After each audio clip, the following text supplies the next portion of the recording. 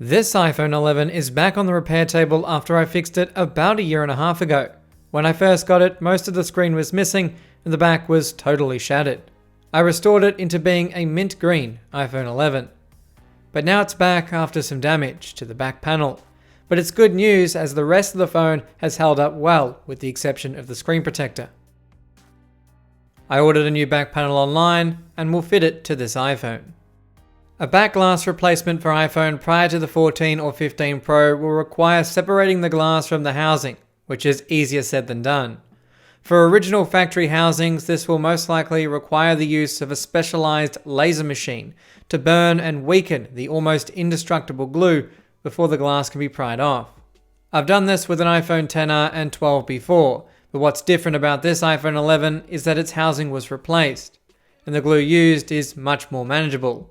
In fact, I could pry out some of that glass with just a pry tool, no laser or heat. But to make things easier for myself, I will still heat it regardless, as many adhesives will weaken with a bit of heat. After pulling off a decent chunk of glass, you can see how little glue is used compared to Apple's application. So an original shattered iPhone back glass is less likely to have glass fall out, which I suppose also makes it feel as though the phone doesn't just fall apart when broken. But on the other hand, if it's cracked and broken, it needs to be repaired. While this aftermarket housing has had its glue applied in a thinner application, it's still been strong enough to have held the back on. But it's also easy enough to remove. The factory glue used on these older models was just too strong. The back should be the easiest thing to repair, not the hardest. Thankfully, this has changed with the iPhone 14 and 15 Pro, as their back glass panels now attach like the screen, with forgiving adhesive and clips. The wireless charging coil is located in the center and is glued to the glass, so I'll reheat the back of the phone to soften its adhesive. When I assembled this phone, I used liquid adhesive to secure the coil in place. Now I need to remove the broken pieces of glass on top without damaging the tiny wires that make up the coil. The glue I used is fairly easy to free, but also strong enough for most tasks.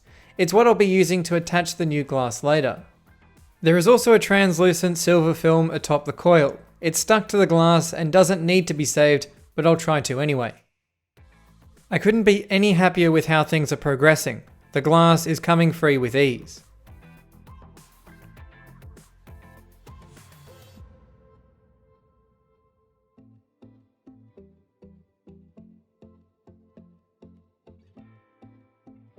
I discovered the easiest way to remove the glass covering the wireless charging coil was first remove the glass surrounding the area and then lift the remaining glass out with the foil still stuck to the glass, revealing the wireless charging coil beneath.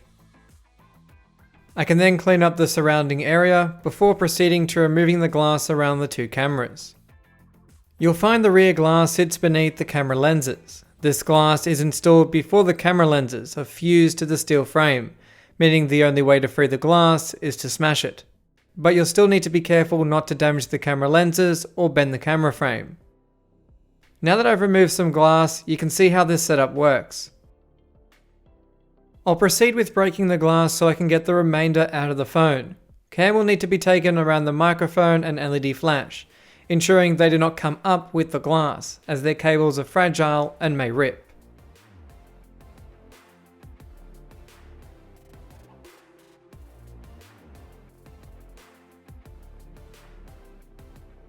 With that, we're left with a whole pile of glass and an iPhone with no back. But there's still a couple of things to do before we can install the new glass. Firstly, I'll need to ensure the surface is clean and free from any glass or adhesive, so that the new panel will fit flush with the frame of the device. Along with the clean, we'll also need to fill the void under the camera ring. Without any glass beneath it, the ring simply falls down. You can buy some O-rings for this purpose, or just pack the void with glue as I'll do with this phone.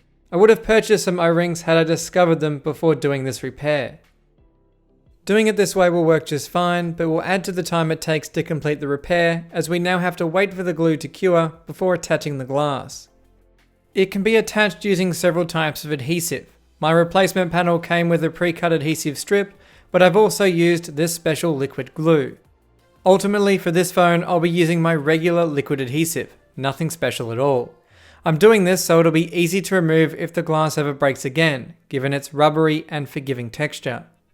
And as the new panel has a larger cutout for the camera lens, I won't have to break it too much getting it out again. Once the glue's been applied, the back panel can simply be positioned into place and clamped down for several hours while the glue cures, after which the clamps and any rubber bands used can be removed. Before we can call this repair complete, we need to make sure we clean up any glue that's seeped out the edges. I can use my fingernail to simply work it free.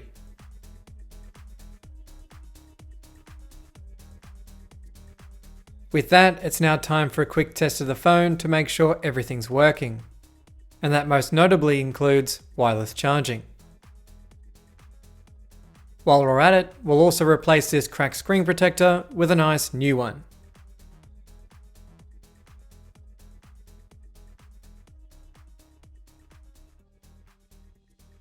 Now all that's left to do is remove the plastic protective film from our new back glass. And we're done. So this is it, a repair made easier thanks to aftermarket parts. With more manageable glue, this repair has proven less painful, even if it's still more complex than its competitors. This iPhone 11 has now been repaired twice by myself and will go back to the family member I gave it to. The rings around the cameras are still a bit low, so if you venture into the depths of an iPhone back glass repair yourself, I'd recommend using an O-ring to keep it in place. And on that note, this has been a Hugh Jeffries video. If you like what you saw, consider subscribing and check out the phone restoration playlist for more videos just like this one. And if you're looking for any used devices, be sure to check out my online store, link for which is down in the description. That's all for this video, and I'll catch you guys next time.